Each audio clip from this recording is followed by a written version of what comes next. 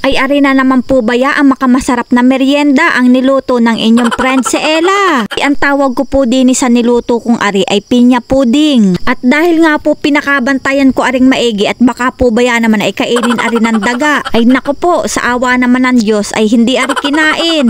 At pati po ba ya naman ay uwak ay nangangain na rin ng pinya. Ay kung dati po ay maislaang ang inakain, pati po ay sisiw, abay pati pinya po ngayon ay inatirada na ng uwak. Ay tamang tama lang po talaga ang pagkakahinog ni ring ating alutuing puding na pinya. At dahil nga po tagpinya na uli dito sa amin ay nag-aisip pa po talaga ako kung anong pwedeng iluto sa pinya. Dahil po baya naman pag tagpinya din ay naku po yung maliliit ay halos hindi na nabibili. Ay kaysa naman po ipakain natin sa baboy ay sa taong baboy na lang po natin ipakain. Kaya naman po naisipan nating magluto ng pinya pudding. At kung hirap na nga po kayo sa buhay ninyo ay stay sa pagbabalat ng pinya ay ganito lang po ang inyong agawin. At hiwain po natin yan ng ganyang kalalaki para po pag piniga natin ay madali na laang. Ay ganari lang po kasimple ang aking buhay din sa probinsya. Wag lang po ako apuntahan ng chismosa. Ako'y tahimik din.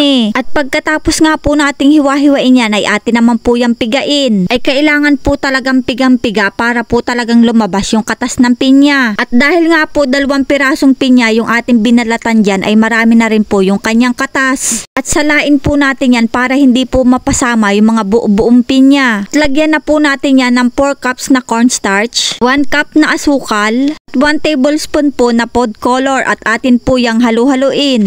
Kailangan po talaga yan ay halong-halo para hindi po namumuo yung ating cornstarch. At lagyan po muna natin ng mantika itong lagayan natin ng pinya pudding. At ilagay na nga po natin dito sa kawali yung ating hinalo kanina. At haluin lang natin ng haluin hanggang sa dumating ang Pasko ay lumapot pala. At pagkatapos nga po ng ilang minuto ay ayan lumapot na po yung ating pinya pudding. At halo pa rin po tayo ng halo hanggang sa maging ganyan na po yung kanyang itsura. At napakaganda nga po ng ating pagkakagawa at pwedeng-pwede na po natin yang ahunin. At isali na po natin yan dito sa ating lagayan. Ay nako po, ako'y talaga na may natatakam na din sa ating niluto. At ahipirin po natin dito sa ibabaw ay nako po ay parang buhok laang at ahipirin. Tapos ay may lagay pang pamada ay nako po ay pwedeng-pwede nang dumayo ng sayawang pagkagayon. Tatakpan po muna natin yan at yan po ay atin po munang apalamigin. Magsangag po muna tayo ng sapal ng niyog na may kaunting asukal.